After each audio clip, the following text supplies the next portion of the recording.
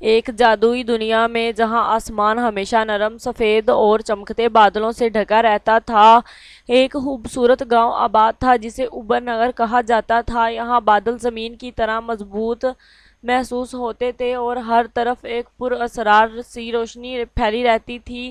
Uber Nagar میں کل 16 پریاں رہتی تھیں اور ہر پری اپنی خوبصورتی اور انداز میں بے مثال تھی۔ وہ سب باربی ڈول جیسی حسین تھیں، ان کے چہرے چمکتے اور آنکھیں بڑی اور دلکش تھیں۔ ان 16 پریوں کے نام تھے چمکی، گلابو، نیلو، سنہری، روپو، جگنو، پریشا، لالی، شفا، مہک، نرمین، چاندنی، روشنی، گلنار، زریں اور ہنسا۔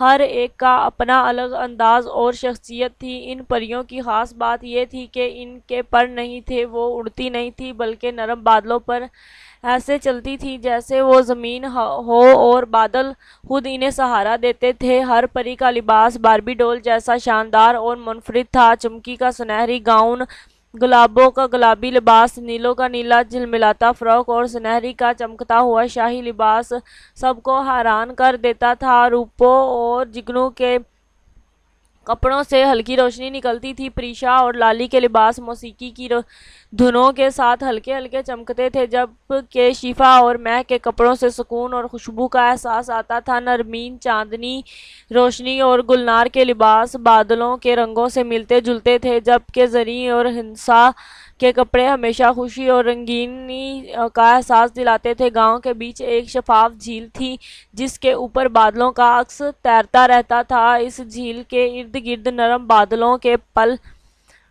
بنے ہوئے تھے جہاں پریاں چلتی اور پھرتی تھیں۔ ہر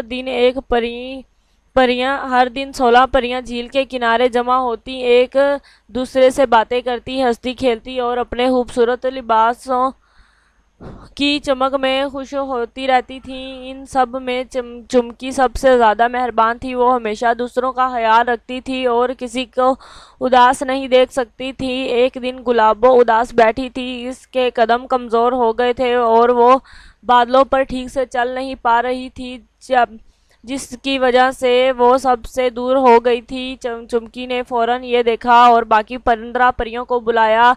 سب پریاں گلابوں کے گرد جمع ہو گئی اور ہر ایک کے چہرے پر فکر ظاہر ہونے لگی۔ سب پریاں نے مل کر فیصلہ کیا کہ وہ گلابو کی مدد کریں گی اور ایک دائرے میں کھڑی ہو گئیں اور اپنے دل کی طاقت کو اکٹھا کرنے لگی۔ ان کے خوبصورت لباس ہلکے ہلکے چمکنے لگے اور ایک نرم روشنی پیدا ہوئی جو بادلوں میں پھیل گئی اور پھر گلابو کے قدموں تک پہنچی۔ جیسے ہی وہ روشنی گلابو کے قدموں کو چھوتی گئی، اس میں طاقت واپس آ گئی اور وہ دوبارہ بادلوں پر پراعتماد سے چلنے لگی اور اس کے چہرے پر خوشی آ گئی۔